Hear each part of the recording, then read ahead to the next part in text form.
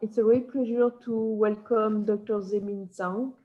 So Dr. Zemin ZHANG obtained he was in Nankai University, and then he got a PhD from the Penn State University, and his training was also at the University of San Francisco, and actually he spent more than 16 years at Genentech Roche to study cancer genomics and bioinformatics to discover anti-cancer target and biomarkers. And so now he's doing many things, and he's directed multiple research in computational cancer biology and cancer genomics. And it's a real pleasure to have him with her. And thank you for presenting your talk about the pan-cancer single-cell analysis of tumor-infiltrating immune cells. Thank you for being with us. Thank you, Dr. Merci, and bonjour, everyone. So it's my great pleasure to have the opportunity to present in this very interesting meeting. And I changed the title a little bit so that it's still has a pan-cancer, but I sort of added other views so that it can better reflect what's going in my talk. I do feel like the pan-cancer aspect still need more polishing, so there will be some components of this, but I will primarily talking about our recent work on tumor-infiltrating immune cells using single-cell sequencing technologies. And so we all know that now that tumor is a very complex tissue with a tumor microenvironment influencing many tumor properties, including how they respond to therapeutic treatments. So inside the tumor or TME, there are many cell types ranging from fibroblasts, endothelial cells, parasites to different kinds of immune cells. So this is where the immune cells recognize and combat cancer cells. So this is essentially the battlefield for cancer immunotherapy.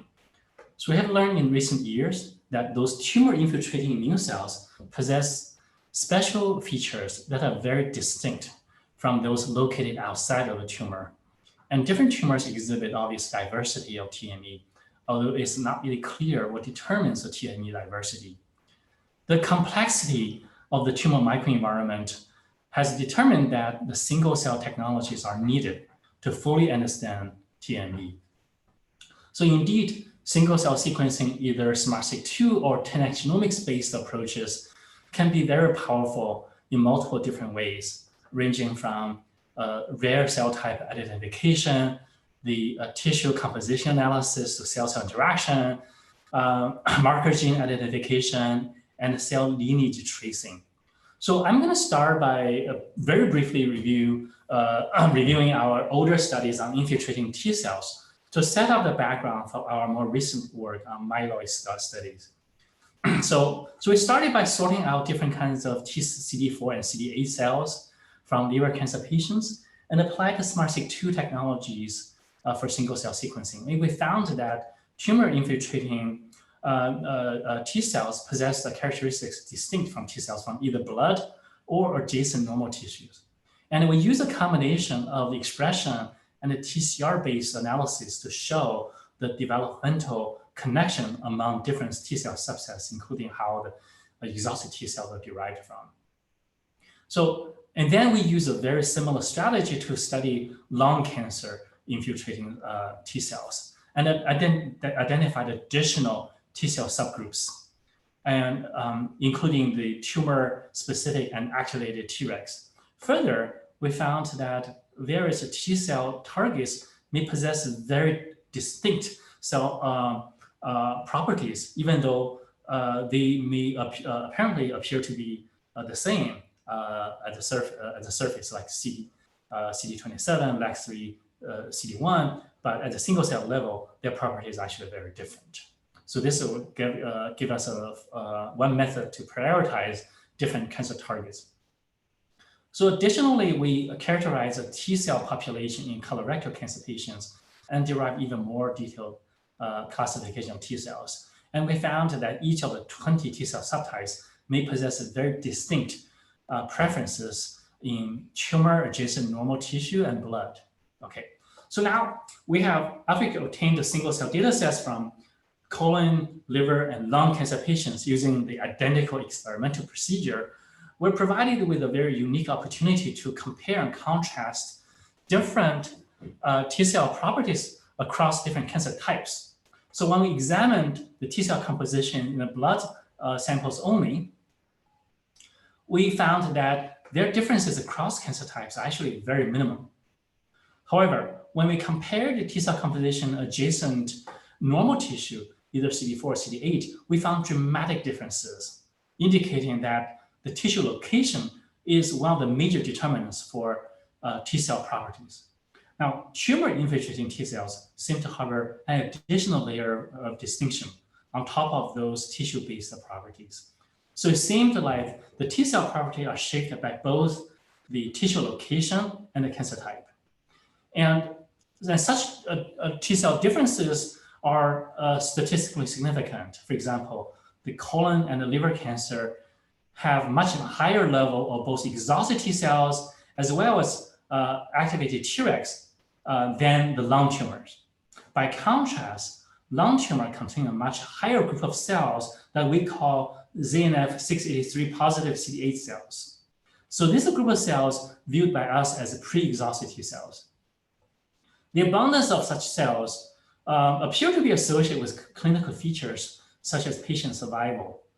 We found that the lung cancer patients with a higher fraction of the pre-exhausted T cells versus exhausted T cells had the best prognosis. By contrast, lung cancer patients with higher fraction of exhausted T cells versus pre-exhausted T cells had the worst prognosis. In addition, the T cell properties may also influence how the patients may respond to drug treatment. We also know that among colorectal cancer patients, only the MSI or microsatellite unstable patients are responsive to anti-PD-1 treatment, but not the MSS patients. But the underlying reason was not really clear.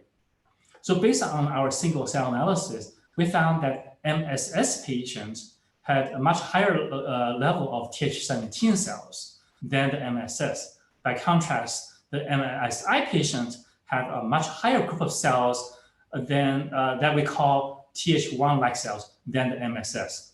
So this group of cells that's very similar to the canonical Th1 cells in that they highly express interferon gamma. But the way interferon gamma was activated is different from the traditional Th1-like cells. It's mostly driven by the transcript factor called BHLE40. So the higher level Th1-like cells and their interferon gamma production may be important for the anti-PD-1 efficacy. So to briefly summarize what we published a couple of years ago, T cells can be classified into multiple subtypes based on the single cell expression data. It seems like different cancer types contain similar but quantitatively very distinct level of T cells. The differences can be summarized in this small table under here. And such differences may impact clinical parameters, including how they might respond to cancer immunotherapies. So we just spent some time talking about T cells within tumor, but of course, T cells are only one of the components in the tumor microenvironment. Other immune components are also important and complex. So obviously, we want to study all the different types of cells together. So in the more recent, next few slides, I will describe our more recent work on myeloid cell subtypes that seem to be unique in the tumor microenvironment. So to this end, we have gone back to the liver cancer sample patients, and we use a combination of SMART-SIG2 and the 10x genomics droplet-based method to capture a large number of cells. And we also start to include lymph node and ascites on top of the primary tumor adjacent normal tissue and blood that we typically use for most single cell studies. So in this we can paint the immune cell components or landscape across different locations. So by that, we obtain many subsets of immune cell types, and many of those have very distinct tissue distribution. So here I just want to highlight that some of the cell types seem to be enriched in ascites. So for people who are not familiar with ascites, those are the peritoneal fluid accumulated in the peritoneal cavity in the disease condition. So this is very unique for patients since normal patients, normal individuals don't really have such fluids. So one would argue that the immune cells in this fluid may better represent what's going on inside the tumor microenvironment. So we took those immune cells from the ascites and compared those derived from different locations, and we found mixed results. It seems like the lymphoid cells, mostly T cells, are largely derived from the blood, but those myeloid cells from ascites seem to be more derived from tumor. So I skipped all those specific techniques and results showing such conclusion, but this results have been published just little less than a year ago.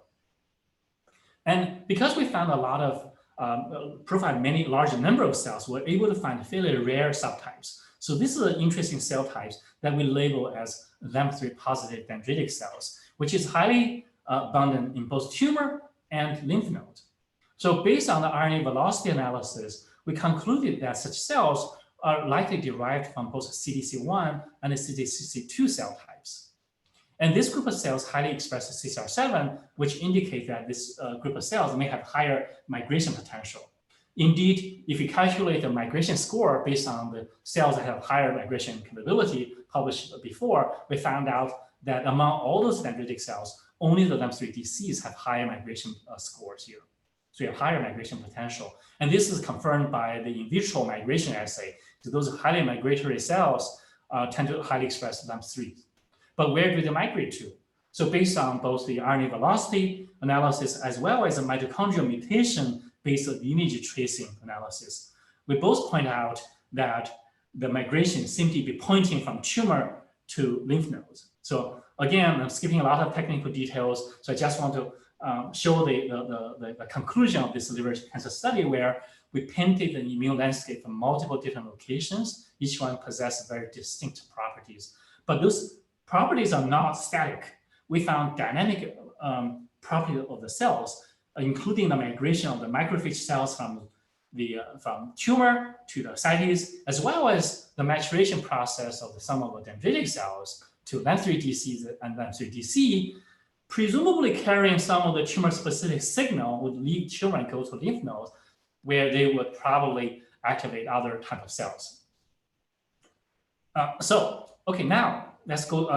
So of course, another group of cells, and alluded by our previous speaker, is a TAM, or tumor-associated macrophage cells. So to this end, what we have done is that we use both SMART-seq2 and 10x genomics to profile those myeloid cells derived from different colorectal cancer patients. Okay, so then you can take the myeloid cells into the clustering results. Here I'm only showing the SMART-seq2 based myeloid cell clustering. But of course, you can take the 10x genomics data, get similar results, but fuzzier. The cells tend to be clumped more close to each other, but the SMART-seq2 based approaches has more distinct features. Okay, so you take all those myeloid cells, and some of those are dendritic cells, monocytes, and the macrophage cells. So there we've identified a total of 5 groups of macrophage cells. You can notice here that 2 of the macrophage cells seem to be enriched in tumor, as those are the last 2 rows here. Okay, we call those TAMs because those are enriched in tumor-associated macrophage. So one group of cells is called C1QC TAMs.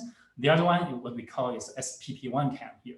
So, okay, so they have obviously they both look like macrophage cells, but have additional differences. Then we can take this 2 group of cells that both appear to be TAM to see, well, what are the differences? We did a differential expression analysis and found out that their expression patterns are distinct.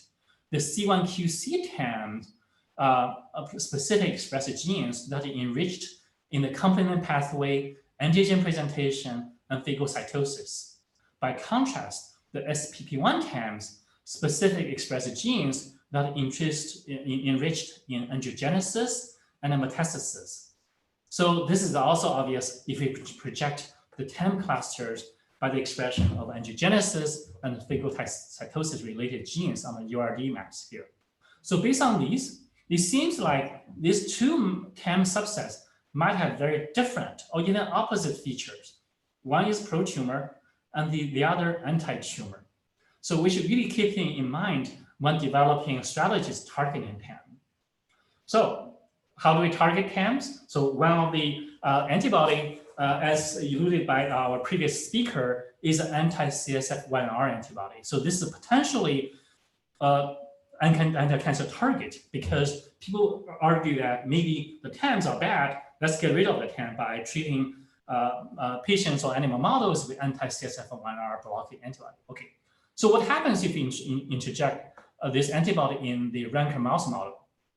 So we found out, indeed, after the treatment here, this is a comparison, this is actual results for after treatment here. So indeed, I just want to point out the results. The treatment of this antibody, indeed, can deplete some cells of the macrophage cell, as shown in here. This light blue cells, pink cells, purple, these green cells have all reduction. But that's not all the story. Seems like this subset of cells didn't reduce, instead it actually has an increase. And this group of cells, obviously, is treatment resistant. Unfortunately, this is a group of cells that's mapped to the human SPP1 TAM, which is supposedly the pro-tumor version. Okay, so I think this is precisely the wrong outcome for this drug treatment. So even though at the surface, this looks like a appealing target, in reality, it probably doesn't trigger the right responses. So this is why in some of the treatment models, this treatment was actually ineffective. By contrast, we also examined the anti-CD40 agonist antibody.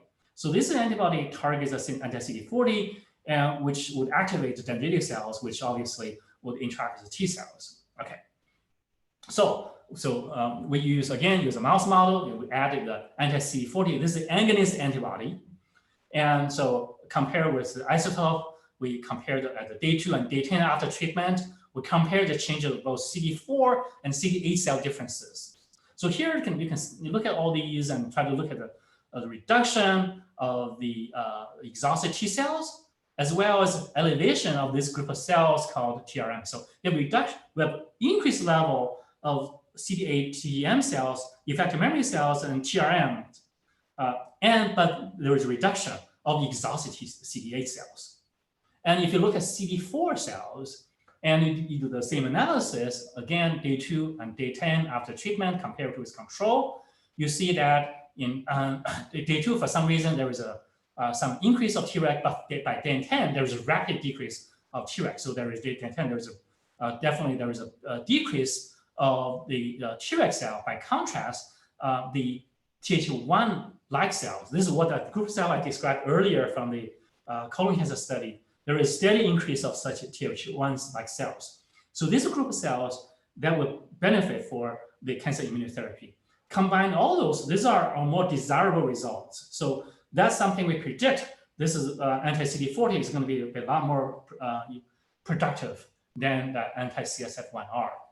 So just to summarize this, and we found this LAMP3 positive disease in liver cancer, which are derived from CDC1, CDC2, that interact with multiple T cell groups. For TAMs, we found that TAM is not uniform. In fact, you can find multiple subtypes of TAMs.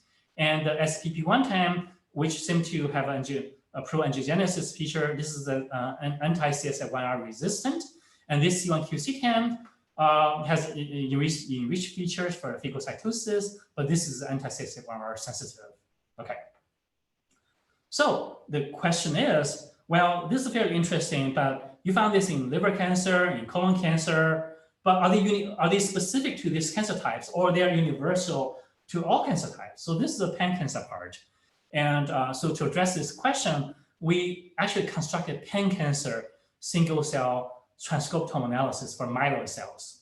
Okay, so what we did was actually try to download as many published data as possible, but for data that are not quite available or not done or with data not adequately covered, we would go to sequence additional cancer samples. And at the end, these are all the cancer types we have surveyed, and we generate new data. I think at the end, roughly, maybe 45% of the data are generated by us. The rest are by our side plus our previously published papers, so roughly 50% the other half are generated, collected from the literature. So we would take each of the groups, then we would do the clustering analysis to identify specific myeloid subtypes. And so this is just one of the examples. And this shows the clustering results for esophageal carcinoma.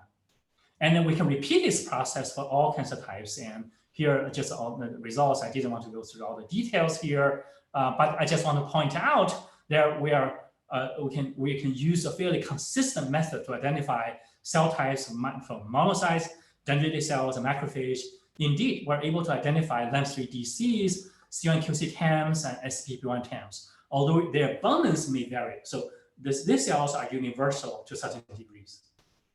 So now you look at the mast cells and dendritic cells, we found that these cells, the PDCs and CDCs and monocytes have relatively low variation among cancer types. This can be reflected partially in the similarity trees here. So you can see the root here are fairly low here, indicating their expression properties are very, very, very similar. Okay. In addition, there are not a lot of variations for some of the abundance of the cell types, including CDC1 and CDC2. You can see they're fairly consistent with some exceptions here. Okay.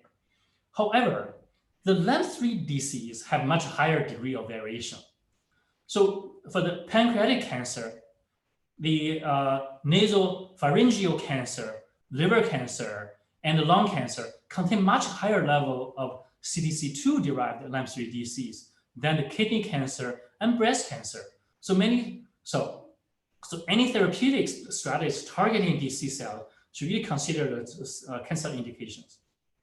So lastly, the macrophage cell subtypes tend to exhibit much higher level of diversity regarding both their expression similarities and their abundance in different cancer types. So we previously talked about, so you can see the dendritic trees, the roots are not so low here. So we previously talked about the C1QC TAMs and SPP1 TAMs. So these are found in most of the cancer types. So they're fairly universal, but things are complicated than just the presence of these cells. It turns out that different cancer types have a different mix of these two cell types, along with other types of macrophage cells. So, I don't have time to go through everything. So there is still a great deal of diversity. Again, this further support that different cancer types have very different infiltrating immune cells, and this requires very different therapeutic strategies. So in summary, we have used a single cell sequencing to understand the detailed properties of tumor infiltrating immune cells from the T cell compartment, the myeloid cell compartment. Didn't talk about B cells and T cells, but they have very different properties from the cells outside of the tumor and have dynamic properties. And different tumor and even different tumor within a given tumor type may possess distinct tumor properties. So there's a lot of complications and mysteries, but with the advancements of single cell sequencing, many of the mysteries are starting to be revealed. This will help us to really understand cancer biology as well as developing novel immunotherapies. So I just want to acknowledge my lab members, both the experimental biologists as well as computational biologists in my group, who work together actually with our clinical collaborators from different hospitals. They actually provided very precious clinical samples for us to analyze. So I want to acknowledge our funding sources. Thank you very much.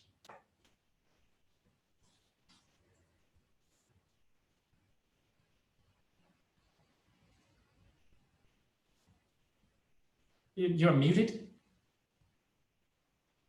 Yeah. Okay. Do you hear me? Yes. Okay, so thank you very much for this very impressive talk. I'm very, very impressed by your approach and how you are able to discriminate different properties for the same cells in different contexts. So yeah, I'm really impressive. It looks like Robin has already a question. Yes, maybe a short question, but thank you for this very fascinating talk and very impressive data. So the humans, these immune cells are supposed to, are expected to target the tumor cells. So my question is, now we know that the mutation rate of cancer cells is dependent across cancers, of course, and in some cases, the more we have mutations, the more neoantigens are supposed to be present within the tumors. So I don't know if your pan cancer data, you have found some explanation and correlation between immune cells infiltration and mutation rate, neoantigen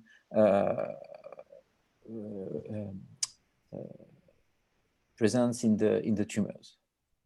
Right. Yeah. Of course, it's a very good question. So, of course, when we say we want to target those cancer cells, of course, this is true for the previous concept of targeted therapy. But for immunotherapy, obviously, we want to target those immune cells within the tumor microenvironment. So, in this case, in our analysis, for our earlier study, in each of the study, we tend to have only very small number of patients. So it's hard to correlate the cancer properties, including the tumor mutation features, with the infiltration of certain immune cell types. With accumulation of a large number of data, I think we're starting to be able to so gain the ability to correlate some of the cancer features, including TMB, tumor mutation load, and the immune cell types. So far, in this case, I think we did some studies for T cells, which fortunately, which ran into some technical issues we're still addressing. And so for the myeloid cells, I don't remember we see any notable correlation, or at least not really those really strong correlation between the mutation load and the presence of certain subset of cells.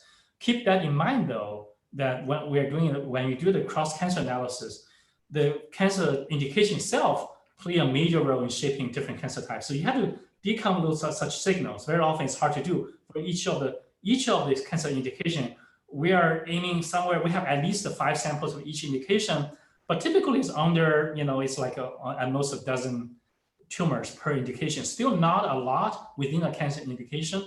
But I think I don't really have an answer for you, but I think we are starting to be able to answer those questions.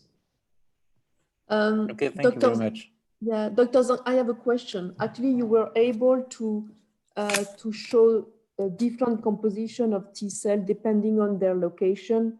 You show also different distribution in different cancer type.